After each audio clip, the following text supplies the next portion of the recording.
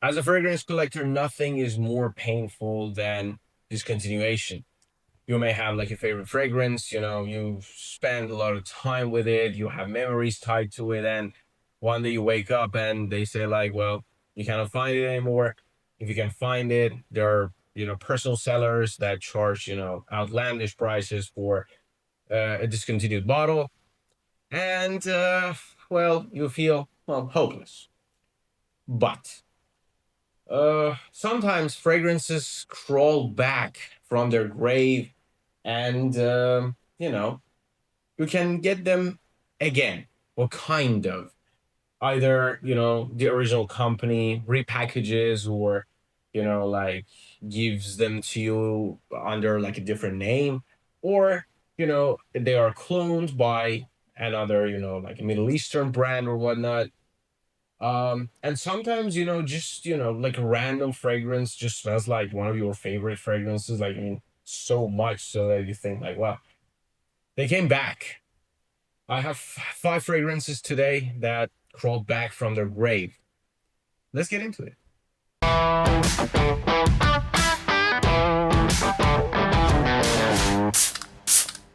Let's start with an obvious choice and one of my favorite fragrances of all time. This is Acqua di Giò Profumo. To me, and to this day, this is the best Acqua di Giò you can get, and you could have get, I guess. Like you cannot get this anymore, at least not easily. I mean, I'm assuming that there are available bottles, but like you cannot go into a Sephora and pick one up. This fragrance is discontinued, and I still believe it's the best from the line. So this one has, that fresh, citrusy, watery, aquatic kind of nature from the original. It tones down the floral notes, a tad bit, adds incense, gives it this very masculine edge, and it's just a perfect fragrance. Even to this day, I have like a, decent collection, and I've smelled maybe thousands of fragrances.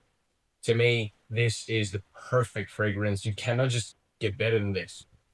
Now, this is continued. Uh, Armani has this habit, as we'll see, with the next fragrance as well.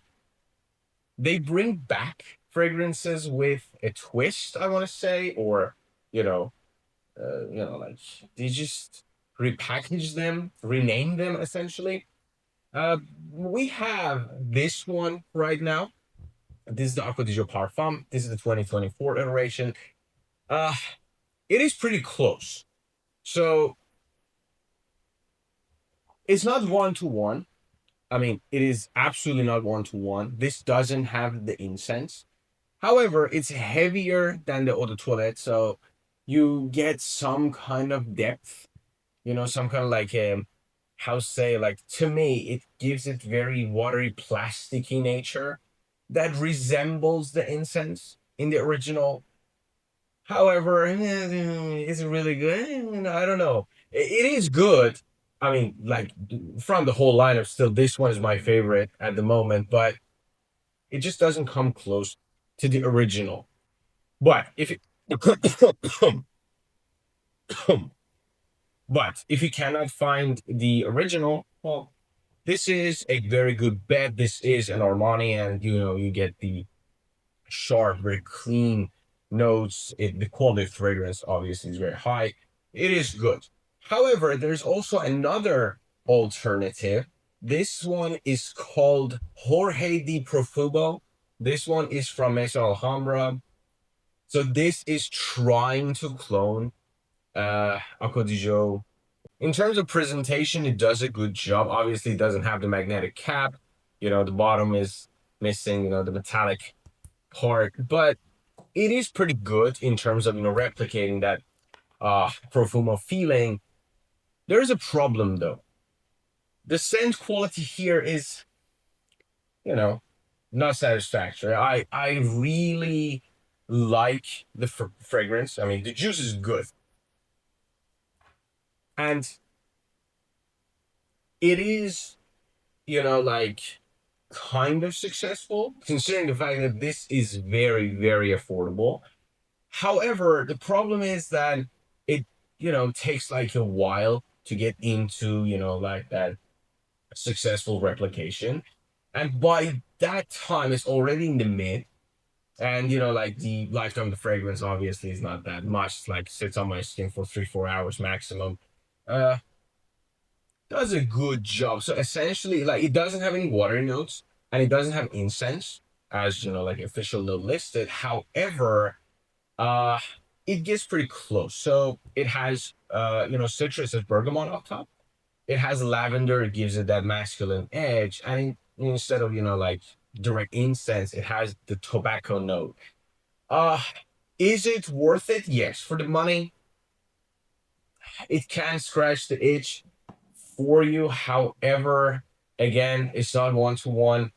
Probably your best bet in between the two is the Acqua di Giò Parfum, the available iteration. But if you're trying to get pretty close, at least for 1 or 2 hours to the original, this is decent. Again, I'm not saying like this is fantastic or phenomenal, whatever. Absolutely not. But it is not bad. So Acqua di Gio Profumo, absolutely legendary in terms of the status. People often label it and title it the best fragrance of all time in terms of like men's fragrances. And I do agree with that. It's perfect. Replicating perfection is difficult. So a lot of times, it's hit and miss. They're both decent though. If you're on a budget, get the Mason Alhambra one. If you want to spend Armani money, go for the Parfum. Both are decent, but again, none of them is just like one to. Let's go Armaf next. This massive bottle with an interesting kind of a design. It's weird. It's called Armaf Infinity.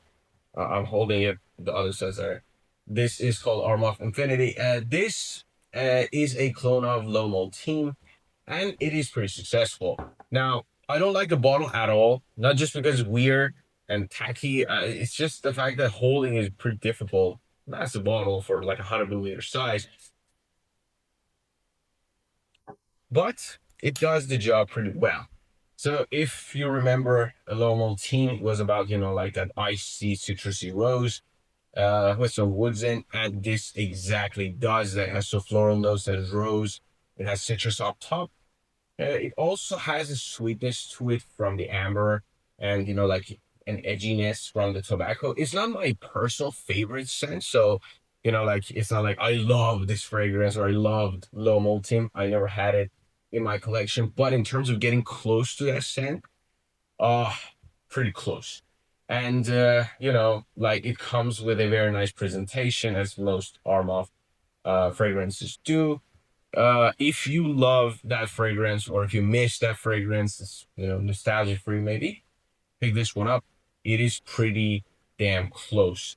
And as I say, like with Armaf fragrances, you generally get like a higher quality to it. However, my issue with this fragrance is that tobacco-ish paired with like rose edge. I'm not the biggest fan. To my nose, it's a little bit aggressive, a little bit offensive. And I was not a fan of Low Mold Team when it was, released as well. So it is pretty good, but it's not my absolute favorite. But in terms of just replicating that and being a monster, both in terms of performance and projection, does the job extremely well. Totally worthy, very very nice clone, and yeah, cannot with this, but I think it's pretty good fragrance. Let's go to Armani again. Uh, Armani had a very powerful code lineup back in the day. They had, the original Eau de Toilette, they had Profumo, they had Absolute, and like it was a very, very powerful fragrance line. They killed I believe like the best ones. So Absolute and Profumo and Colonia, which sits right behind me. This that one is one of the fragrances that there's no cure for it. I couldn't find anything that resembled it. as much. However, Armani themselves released this fragrance. This is Armani Code EDP, 2024 edition. This smells very, very, very similar to Armani Code Profumo from back in the day. Now, the notes are, simplified extremely. So it has citrus up top, it has nutmeg and tonka, uh, and that's it. But it has that quality. It has that, effervescent or fizzy opening up top. It has that, signature tonka bean cold note to it. It is a very, very nice fragrance. And if you're a lover of, the original Profumo, this is probably your best bet. However, unlike Profumo, if you had a bottle back in the day, you used it, you remember that fragrance was nuclear. It was like a room filler. It was just crazy in terms of both projection and longevity. This fragrance has very poor performance on my skin, at least. On clothes, maybe a bit better, but on my skin, it won't last like even 4 hours. So I have to reapply it. As you can see, I have like this massive 125 milliliter bottle, which should not be the case. I mean, and this is sweet fragrance. You expect sweet fragrances to be, uh, I believe, like more aggressive, more nuclear, better projection, better longevity, but this one just fails in those categories. Maybe it's my bottle, or maybe it's my skin chemistry. Again, like if anyone has a different experience, I don't know. But to me, this is just not cutting it in terms of performance, but in terms of smell, it's very, very close, super close actually. And I like the new packaging, so that's a bonus. Also, one more thing: if you buy a package right now, these are these refillable packages. As you can see, I have to push the color down 24/7. I hate these things; they leak. Just why they're doing it. I understand why they're doing it, but the way they are doing it is not working. Uh, just the juice matters, and this is pretty damn close. Let's go to one of my absolute favorites. This is Bentley from Bentley Absolute. This one smells like Gucci Pearl 1. I do not have a bottle, but my dad used to wear that fragrance back in the day. And, I have very, very sweet memories tied to that fragrance. It just smells very, very, very close. It has pink pepper up top, and then everything is about wood. So sandalwood. It has, like oud, kind of like a oudy quality to it. The thing with this fragrance to me is that like it has a lot of notes listed. It has albano, it has papyrus or whatever, but the heart of the fragrance, what you really get is this a little bit spicy top, and then very sweet, smooth. Woody. It's not sweet as in like caramel sweet. I don't mean that. It's just like very smooth, very delicious, but it's not edible delicious. But you know what I mean. This one, uh man, this is very, very, very close to Gucci Pearl 1, considering the fact that that fragrance is considered like a legendary fragrance by this point. This is a very, very, very good replacement and will definitely get the job done for you. Everything about this fragrance, likable, performance, decent. It's not beast mode, but very good. It has like a very sleek, very nice design, bottle for the classic Bentley deal, and everything about this fragrance is like, as I said, like it's portable. Um, Nothing not to like. If you are maybe 25 and up, uh, you can definitely enjoy this and rock this. Dress this up a little bit, maybe a formal situation, interview or whatnot. Maybe for the office. I mean, if you don't go too heavy on the trigger, you'll be probably fine. What about the age range? Again, if you're like a very young guy, you can probably pull this off uh, if you're confident and if you're dressed for the occasion. But anyone 25 and up, definitely try this. Get this for your collection. It's totally worth it. Works in every formal situation. Comes to my mind with weddings even. Crazy business. I love this fragrance a lot. For the price, steal. You gotta have it. Let's go from one Bentley to another one. This is Silverlake. And this is a clone, I want to say, inspired by Acqua di Giò Essenza. Now, Essenza is very underrated in the whole lineup of the Acqua di Giò fragrances for one simple reason. It was short-lived. And I believe, like with the popularity of the original Acqua di Giò, it didn't really catch on. So uh, people still, don't rate it fairly, I believe. But if you're a fan of Essenza and you want to get that Acqua di Giò DNA with all that freshness and like everything that comes with the how say like a little bit more effervescent nature, get this one. It has mint and citrus up top, so it gives that like the fresh blast you expect. Ah man, from the Acqua di Giò-esque fragrances. It also has some kind of like a spicy mint. It has also violet leaf. So it has that kind of like a little bit of a green edge, and in the base it has amberwood, which is essentially ambroxan. It has also musk. So, but I don't really get any musk from this fragrance, but I get a lot of ambroxan. So, if you like that modern edge to your Acqua di Giò, definitely consider this. Very, very underrated in the Bentley lineup. People often talk about, like Bentley the Man or the Intense version or even what is it called? The Absolute. But this one to me, extremely pleasant. You can basically wear it anytime, anywhere, any occasion. You will smell very pleasant. So people won't be offended by you and you'll get by pretty easily. Very, very underrated. Again, with the bottle and everything around it.